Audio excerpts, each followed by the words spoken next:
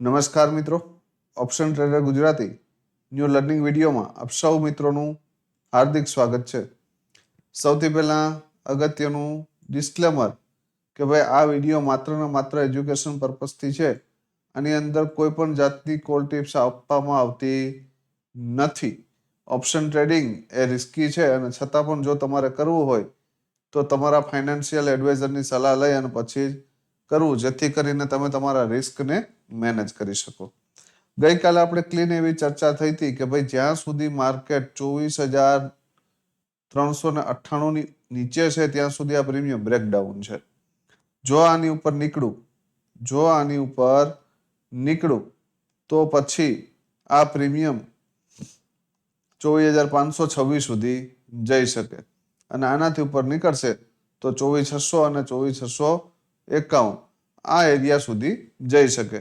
તો માર્કેટે જે ફર્સ્ટ 15 મિનિટની કેન્ડલ ક્લોઝ કરી એમાં જ આ બંને સેલરને ટ્રેપ કર્યા હતા, કેમ કે આ બે ઝોનની નિયર બાય જઈને આ કેન્ડલ ક્લોઝ થઈ. તેનો મતલબ કે આ બંને સેલરના એસએલ હન્ટિંગ થયા અને એસએલ હન્ટિંગ થયા એટલે સીધું માર્કેટ ઉપર જતું રહ્યું. એમાં કોઈ નવીનતા છે નહીં કે ભાઈ માર્કેટે કંઈક નવીન કર્યું છે.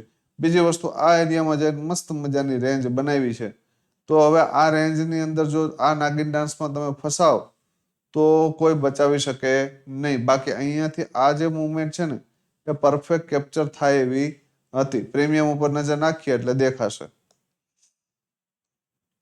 સૌથી પહેલા 24,400 નો કોલ હતો અને 24,400 ના પુટનો ચાર્ટ મેં મોર્નિંગમાં જ તમને શેર કર્યો હતો, બરાબર.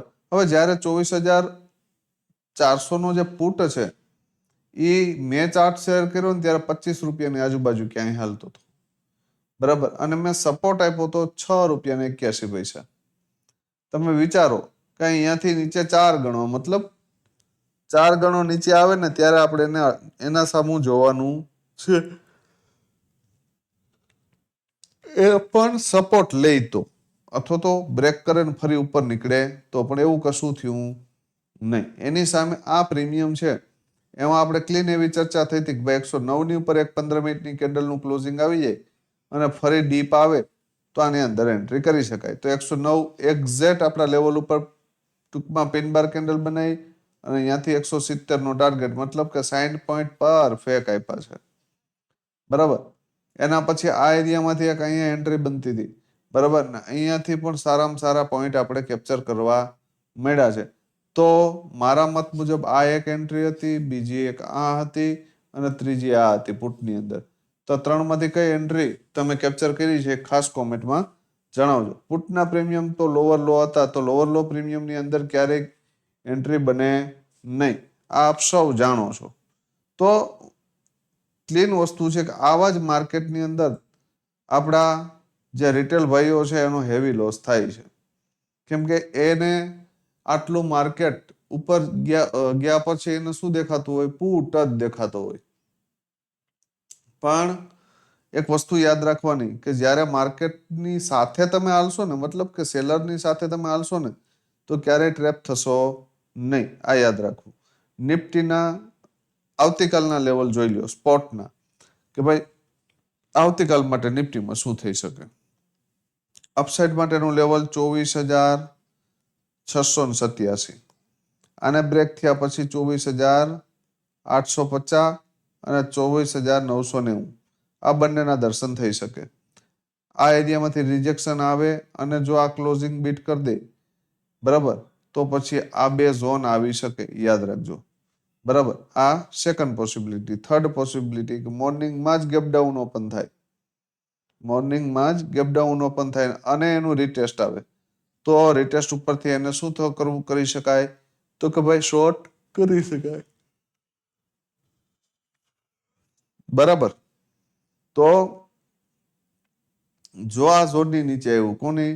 389 ની નીચે, બરાબર, તો પછી 241 અને 110 ના દરવાજા ઓપન છે, બરાબર. ઘણો ટાઈમ થઈ ગયો છે, આજે ફૂલ કામમાં હોવાથી થાક પણ વધારે છે, એટલે વધારે કોઈ ચર્ચા કરતા નથી, બરાબર. કોલનું પ્રીમિયમ છે 24,800 નો કોલ. તમને એવું થતું હશે કે સાહેબ આ તો ઘણો આઉટ ધ મની નથી, પણ એ બરાબર છે મિત્રો, યાદ રાખજો. જે પ્રમાણે માર્કેટની મુવમેન્ટ આવી શકે એવી પોસિબિલિટી છે એ મુજબ આ પ્રીમિયમો બરાબર છે. અને પુટ છે 24,300 નો પીઈ. બંનેમાં ધ્યાન ક્યાં રાખવાનું છે એ ખાસ સમજાવી દઉં. જ્યાં સુધી 123 ની ઉપર છે આ પ્રીમિયમ ત્યાં સુધી બુલિશ છે. મોર્નિંગમાં ધારી લ્યો કે આ પ્રીમિયમ ગેપ ડાઉન ઓપન થાય ક્યાં 62 રૂપિયાની આજુબાજુ. કન્ડિશન સમજો કે 62 ને નીચે બ્રેક કરે અને ફરી ઉપર નીકળીને ક્લોઝ કરે તો 123 ના લેવલ સુધી જઈ શકો અને એના પછી 158 સુધી. બરાબર, તો અહીંથી એક સારામાં સારી ઓપોર્ચ્યુનિટી થશે. બરાબર. સેકન્ડ પોસિબિલિટી કે ધારી લો કે 62 ની હોલ્ડ ન કર્યું અને 30 રૂપિયાની આજુબાજુ આવીને ક્યાંક રેન્જ બનાવી રેન્જનું બ્રેકડાઉન કરીને ફરી ઉપર નીકળે તો આની અંદર પણ એન્ટ્રી કરી શકાય. પહેલો ટાર્ગેટ 62, બીજો 92 અને ત્રીજો 123. જો માર્કેટ એ જ ડિરેક્શનમાં જશે તો બાકી બે ટાર્ગેટ લે અને પ્રેમથી ઊભું થઈ જવાય. બરાબર. એક લાસ્ટ પોસિબિલિટી ક્યાં તો કે 30 ની. બરાબર. અને એક બીજી પોસિબિલિટી ક્યાં તો કે અહીંથી અમે એક વખત ઉપર જાય ફરી અહીં ડીપ આવે ક્લોઝિંગ એરિયામાં અહીંયાથી એક પોઝિટિવ અને કેન્ડલ આપણે આપે તો આપણે આને માની લેશું.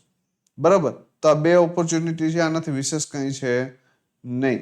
પુટના પ્રીમિયમની અંદર જ્યાં સુધી કાલની જેમ 155 ની ઉપર આ એક 15 મિનિટની કેન્ડલ ક્લોઝ ન કરી દે ત્યાં સુધી આપણે વિચારશું નહીં. અથવા તો આ બેઝ આપણો છે અને ક્લોઝ કર્યા પછી આ જગ્યા ઉપર રીટેસ્ટ મારીને તો આની અંદર મસ્ત મજાના ટાર્ગેટ જોવા મળી શકે. જો 155 ને બ્રેક કરી દે તો 209 દૂર નથી અને 255 દૂર નથી, પણ સ્ટ્રોંગલી બ્રેક થવું જોઈએ. આ ફર્સ્ટ પોસિબિલિટી આ રીતે.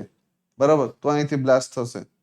સેકન્ડ પોસિબિલિટી કે ધારી લ્યો કે માર્કેટ થોડું ઘણું ફ્લેટ ઓપન થયું તો આ પ્રીમિયમ આવશે ડીપ ક્યાં 119 અથવા તો 88.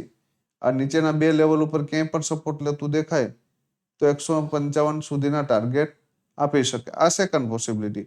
એટલે યા તો આ એરિયામાંથી એન્ટ્રી કરો અને યા તો આમ ઉપર ક્લોઝ થવા દો અને પછી એના પુલબેક ઉપર એન્ટ્રી કરો નાના એવા સ્ટોપ લોસ સાથે. તો કેવું રહ્યું તો મિત્રો આજનું ટ્રેડિંગ સેશન? આ બે જ ઓપોર્ચ્યુનિટી છે, આનાથી વિશેષ આપણે જોતી નથી પ્રીમિયમની અંદર. તો રિવ્યુ આજ તમારા શેર કરજો કે આજે મોર્નિંગમાં લગભગ એક વખત ફ્રી પડ્યો હતો ત્યારે તમને સપોર્ટ કરવાનો પ્રયત્ન કર્યો હતો અને બપોરે 2-2:30 વાગ્યાની આજુબાજુ પણ સપોર્ટ કરવાનો પ્રયત્ન કર્યો હતો. તો આપણે ગ્રીનમાં છો કે રેડમાં એ ખાસ કોમેન્ટમાં જણાવજો. અને કોર્સવાળા મિત્રો કોર્સ કેવો લાગે છે એના રિવ્યુ શેર કરજો જેથી કરીને બીજા મિત્રોને પણ ખ્યાલ પડે. તો વધુમાં વધુ વિડીયોને શેર કરજો, લાઈક કરી દેજો અને કોમેન્ટ કરવાનું ભૂલશો નહીં. ફરી મળીએ નવા વિડીયોમાં. ત્યાં સુધી જય માતાજી, હર હર મહાદેવ.